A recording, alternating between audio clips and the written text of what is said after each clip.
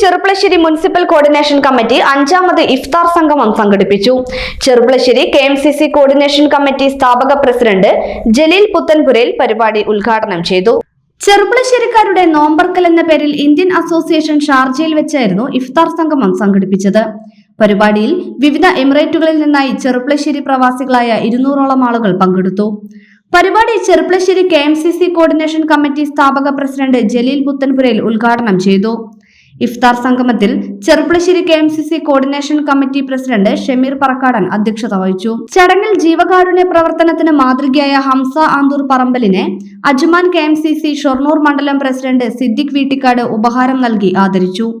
Secretary Riyas TP, Irshad, Aslam, Niyas, Abdul Muthalib, Abdul Khader, Shafeeq, Hamza, Abdul Azeez, Asainar, Muneer, Iqbal, Ummer, Shihab തുടങ്ങിയവർ പരിപാടിയിൽ പങ്കെടുത്തു.